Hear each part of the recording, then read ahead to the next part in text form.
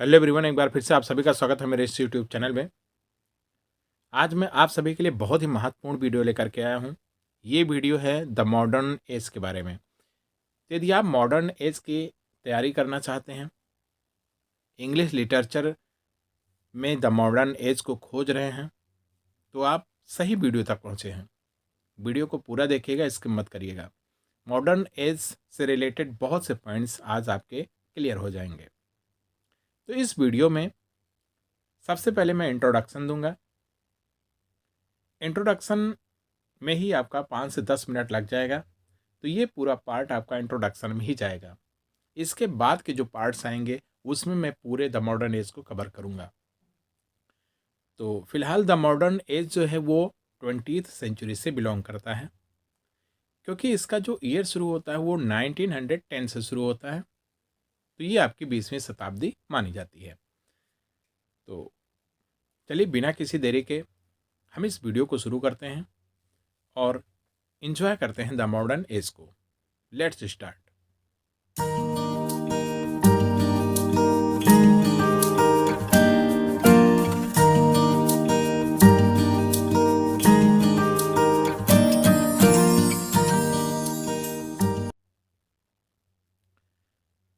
तो दोस्तों, the modern age मैंने आपको पहले ही बताया, ये स्टार्ट होता है 1910 में और जाकर के एंड होता है 1945 में। The modern age started in 1910 and came to an end in 1945. The period of the modern age was of 35 years. ये जो एज रहा है, ये जो मॉडर्न एज रहा है, ये इन्फ्लुएंस्ड था द फर्स्ट वर्ल्ड वॉर से। जो फर्स्ट वर्ल्ड वॉर हुआ वो शुरू हुआ 1914 ईस्वी में और जाकर के एंड हुआ 1918 ईस्वी में। The first world war started in 1914 and came to an end in 1918। तो 4 साल का विश्व युद्ध चला, काफ़ी कुछ बदल गया, पूरी दुनिया बहुत हद तक प्रभावित हो चुकी थी। इसके बाद सामाजिक, आर्थिक, राजनीतिक जो भी परिदृश्य था वो बिल्कुल चेंज था। इसके बाद राइटर्स की मेंटेलिटी भी चेंज हुई, उनके लेख भी चेंज हुए। तो ये सब आपको इसमें देखने को मिलेगा। तो अभी आप याद रखिए कि फर्स्ट वर्ल्ड वॉर और द मॉडर्न एज, इनके शुरू होने का समय एक ही है। स्टार्टिंग जो ईयर है इनका यही है, 1910 से लेकर के 1914 और 1918। तो ये क्लियर हो गया होगा। सबसे पहले आप इसके जो ईयर है 1910 टू 1945, इसको आप नोटिस करिए। इसके बाद फर्स्ट वर्ल्ड वॉर को नोटिस करिए और इसके जो स्टार्टिंग और एंड डेट है, ईयर हैं, उनको आप नोटिस करिए और कहीं ना कहीं इसको नोट करके रख लीजिए। अब यहाँ पर पॉइंट बनता है कि द मॉडर्न एज शुरू होता है 1910 में। क्वेश्चन बनता है कि द मॉडर्न एज के पहले, जस्ट पहले कौन सा एज था। तो चलिए वो भी देख लेते हैं। तो जो प्रीवियस एज था द मॉडर्न एज के पहले, वो था द विक्टोरियन एज। बहुत ही इंपॉर्टेंट एज है, इसके ऊपर भी मैं वीडियो बना चुका हूँ। आप देखिए राइट टॉप कॉर्नर पर आई के बटन में लिंक मिल जाएगा, जाकर के आप उस वीडियो को देख सकते हैं। इसके साथ ही साथ मैं इन सारी वीडियोस को जिसमें मैं रिकमेंड करूँगा वो आपको डिस्क्रिप्शन बॉक्स में मिल जाएंगी, उनका लिंक मिल जाएगा, क्लिक करके आप ज़रूर उन वीडियोज़ को देखिए। तो द विक्टोरियन एज, इसका समय था 1837 टू 1901, यानी 1837 ईस्वी में शुरू होता है द विक्टोरियन एज और समाप्त हो जाता है 1901 ईस्वी में। तो ये भी क्लियर हो गया होगा। अब हम थोड़ा सा और आगे बढ़ते हैं। अब देखते हैं नेक्स्ट जो एज है, द मॉडर्न एज के बाद का एज, वो कौन सा एज है, उसे किस नाम से जानते हैं। तो उसे हम पोस्ट मॉडर्न एज, यानी द पोस्ट मॉडर्न एज के नाम से जानते हैं। इसको हम पोस्ट 1945 भी कहते हैं। अब आप देख रहे होंगे इसके आगे डैश है, डैश के आगे कोई एंड ईयर नहीं है, क्योंकि ये अभी भी चल रहा है। पोस्ट मॉडर्न एज अभी भी चल रहा है, गतिमान है। पोस्ट मॉडर्न एज को हम एक और नाम से भी जानते हैं, जिसे कंटेम्प्रोरी इंग्लिश लिटरेचर कहते हैं। तो इन सभी पॉइंट्स को नोट कर लीजिए। द मॉडर्न एज शुरू होता है 1910 में, एंड होता है 1945 में। इसे कंटेम्प्रेरी इंग्लिश लिटरेचर भी कहते हैं, और इसी को पोस्ट 1945 भी कहते हैं। क्लियर हो गया होगा। चलिए अब हम नेक्स्ट स्लाइड पर चलते हैं। यहाँ हम एक ईयर देख रहे हैं 1922। बहुत महत्वपूर्ण, बहुत ही क्रूशियल ईयर था द मॉडर्न एज का। क्यों? क्योंकि इसमें जो महत्वपूर्ण रचनाएं थी वो पब्लिश की गई थी। अब हम देखेंगे कि ये कैसे मोस्ट सिग्निफिकेंट ईयर हुआ द मॉडर्न एज का। ये मोस्ट सिग्निफिकेंट ईयर इसलिए हुआ क्योंकि इसमें जो 3 प्रिंसिपल मॉडर्निस्ट थे वो अपनी रचनाएं पब्लिश किए थे। तो सबसे पहले यहाँ पर नंबर 1 पर आए हुए हैं टी.एस. इलियट। आप जानते होंगे टी.एस. इलियट को। इनकी कौन सी रचना पब्लिश हुई? तो इनकी रचना द वेस्टलैंड पब्लिश्ड हुई। कब? 1922 में। दूसरे जो हैं जेम्स जॉयस हैं, ये भी मॉडर्निस्ट लेखक थे, राइटर थे। इनकी रचना यूलिसीज, ये 1922 में पब्लिश होती है। इसके साथ ही जो तीसरे यहाँ पर राइटर हैं वो हैं वर्जीनिया वुल्फ। बहुत ही फेमस हैं ये तीनों मॉडर्निस्ट जो द मॉडर्न एज से बिलोंग करते थे। अब वर्जीनिया वुल्फ की जो रचना है वो है जैकोब्स रूम, इम्पॉर्टेंट है। अब हम एक एक करके इसके पब्लिकेशन डेट को फिर से देखते हैं और नोट करने की कोशिश करते हैं। तो द वेस्ट लैंड जो है ये रिटन है बाय टी.एस. इलियट और ये पब्लिश हुआ दिसंबर 1922। ठीक है, नेक्स्ट पर चलते हैं यूलिसीज पर। ये पब्लिश्ड हुआ February 2 यानी 2 फरवरी को 1922 को। ठीक है, क्लियर हो गया होगा। इसके साथ ही साथ नेक्स्ट है नंबर 3 वर्जीनिया वुल्फ। इनकी जो रचना है जैकोब्स रूम, ये पब्लिश हुई October 26, 1922 में। तो ये आप देख रहे हैं कि 1922 में ये तीनों रचनाएं पब्लिश हुई हैं। बहुत ही अपना सीधा इम्पैक्ट डाली सोसाइटी पर और सेंटर में बनी रही पूरे द मॉडर्न एज में। तो इन रचनाओं को बहुत ही क्रूशियल यहाँ पर राइटिंग्स माना जाता है, और ये तीनों राइटर्स बहुत ही फेमस राइटर रहे हैं, मॉडर्निस्ट राइटर रहे हैं। चलिए ये भी क्लियर हो गया होगा। अब हम नेक्स्ट स्लाइड पर चलते हैं। इंटेलेक्चुअल प्रिकर्सर्स यानी जो बौद्धिक अग्रदूत थे द मॉडर्न एज के, अब हम उनके बारे में जानकारी प्राप्त करेंगे। कुछ ऐसे राइटर्स हैं जो अग्रदूत माने गए, कुछ ऐसे इंटेलेक्चुअल्स हैं जो अग्रदूत माने गए द मॉडर्न एज के। अब हमें उनके बारे में जानना है, तो एक एक करके चलिए देखते हैं। तो जो पहले नंबर पर आए हुए हैं वो हैं फ्रेडरिक नेचे। बहुत इंपॉर्टेंट है फ्रेडरिक नेचे। इनको इंटेलेक्चुअल प्रिकर्सर माना जाता है द मॉडर्न एज का। इसके बाद हम नेक्स्ट पर आते हैं नंबर 2 पर, कार्ल मार्क्स। ये भी बहुत फेमस थे, ये भी इंटेलेक्चुअल प्रिकर्सर थे द मॉडर्न एज के, अग्रदूतों में शामिल थे।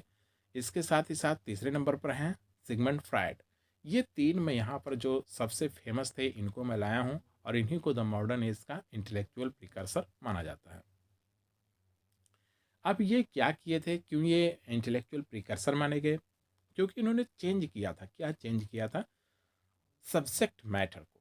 कोई भी कंपोजिशन हो, कोई भी नॉवेल हो या फिर राइटिंग्स हो, उसके सब्जेक्ट मैटर को द विक्टोरियन एज से बिल्कुल अलग करके यहाँ पर प्रेजेंट किया गया है। इन सब के द्वारा फॉर्म को चेंज कर दिया गया।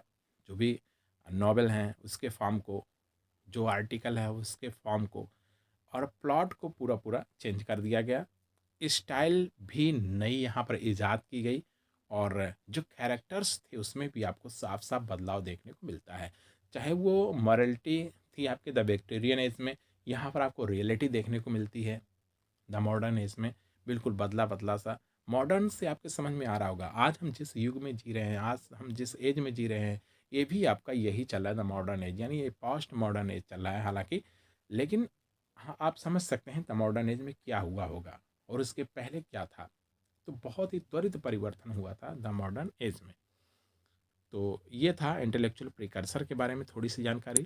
अब हम आगे बढ़ते हैं, और यहाँ पर एक उदाहरण है कोट है वर्जीनिया वुल्फ का अबाउट द मॉडर्न एज।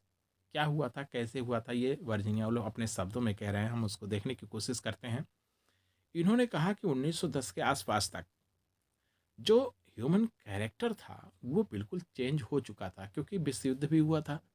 तो विश्व युद्ध के बाद भी मेंटेलिटी सबकी चेंज थी, इकोनॉमिकली, पॉलिटिकली, सब तरह से सब कुछ चेंज हो चुका था। फिर से मानव ने अपना अस्तित्व कायम किया और अपने मेंटेलिटी को बिल्कुल चेंज कर लिया।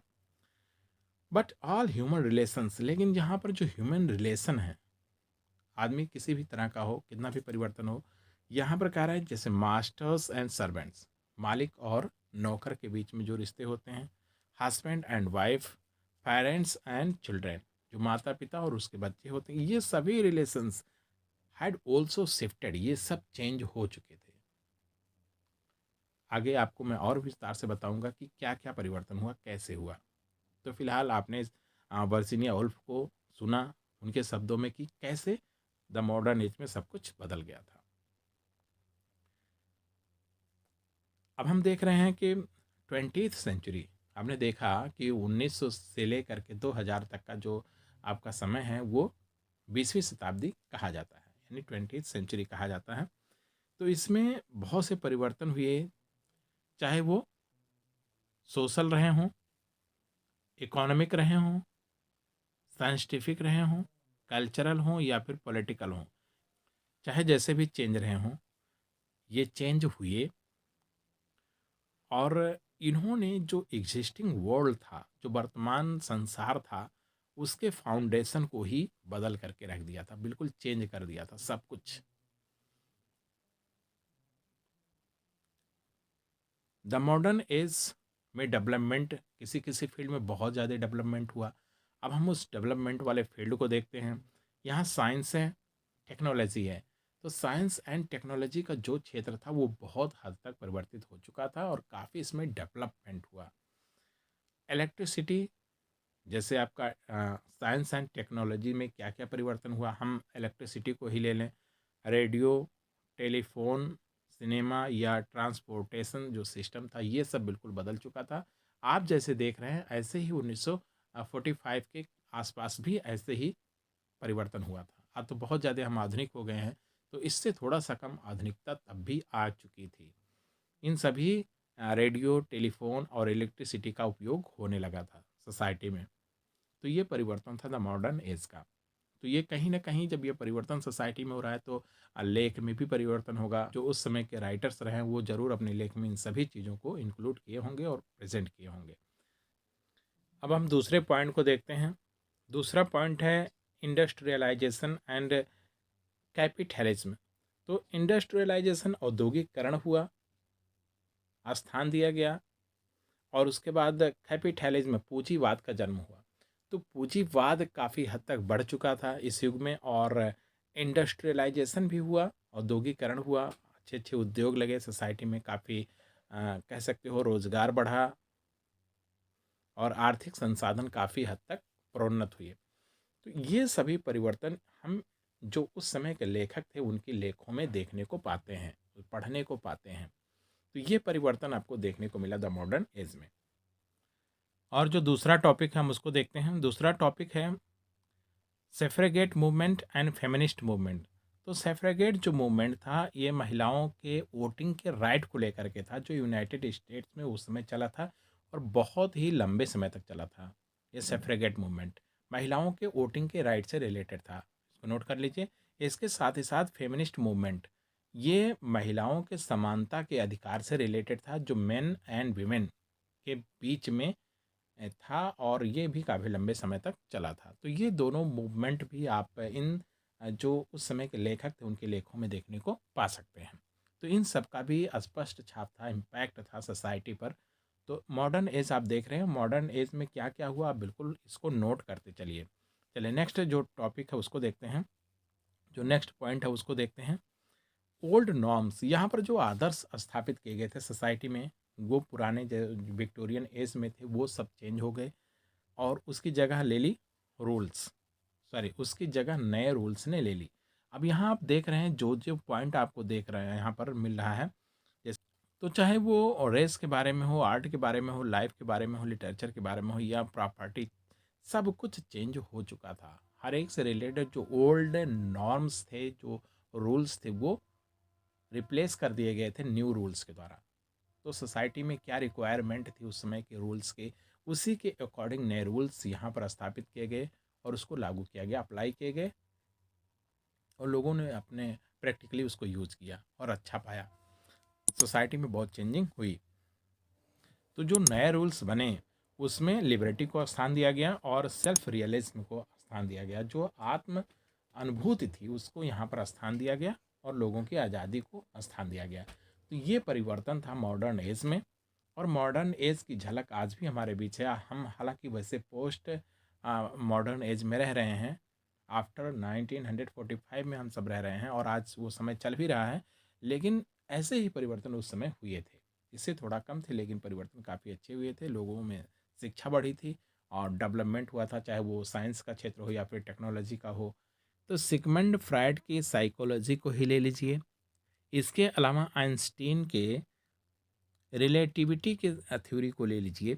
इन सब को सब्जेक्टिव बनाया, टाइम को, स्पेस को सब्जेक्टिव बनाया किसने? आइंस्टीन के रिलेटिविटी थ्योरी ने। तो यहाँ पर रिलेटिविटी आपको देखने को मिल जाती है द मॉडर्न एज में, साथ ही साथ साइकोलॉजी जो सिगमंड फ्राइड की है वो भी मिल जाती है। तो सोसाइटी में साइकोलॉजिकली और रिलेटिवली काफ़ी देखने को मिलती है। तो दोस्तों फ़िलहाल इस वीडियो में इतना ही। उम्मीद करता हूँ ये वीडियो आपको अच्छी लगी होगी। वीडियो अच्छी लगी है तो वीडियो को लाइक कर दीजिएगा और अपने दोस्तों में ज़रूर शेयर करिएगा। और जो भी आप कमेंट करना चाहें कमेंट कर सकते हैं। फर्स्ट मैं बता रहा हूँ कि इस वीडियो से रिलेटेड मैं कुछ क्विज क्रिएट किया हूँ, जिसका लिंक आपको वीडियो के डिस्क्रिप्शन बॉक्स में मिल जाएगा और यहाँ देखिए ऊपर आई के बटन में मिल जाएगा। क्लिक करके आप उस क्विज में ज़रूर पार्टिसिपेट करिए और देखिए आप कितने मार्क्स वहाँ पर गेन करते हैं, और इससे आपकी तैयारी बेटर हो पाएगी। क्योंकि यहाँ आपने देखा आपके माइंड के अंदर कुछ पॉइंट्स गए, वो पॉइंट कितने आपके माइंड में स्थिर हैं, ठहरे हुए हैं, वो जा कर के आप क्विज में पार्टिसिपेट जब करेंगे, आप खुद का सेल्फ इवैल्यूएशन करेंगे तो अच्छा रिजल्ट मिलेगा। तो बिल्कुल आप उसमें ज़रूर पार्टिसिपेट करिए। तो दोस्तों लास्ट में, यदि अभी तक आपने मेरे चैनल को सब्सक्राइब नहीं किया तो चैनल को सब्सक्राइब कर लीजिए, क्योंकि ऐसे ही वीडियोज़ मैं लगातार आपके लिए लाता रहता हूँ। और सब्सक्राइब करने के साथ ही साथ बेल आइकन को ज़रूर प्रेस कर लीजिए ताकि नए आने वाली अपडेट को आप मिस ना करें। तो मिलते हैं नेक्स्ट वीडियो में नई जोश नई ऊर्जा के साथ। तब तक के लिए बाय बाय।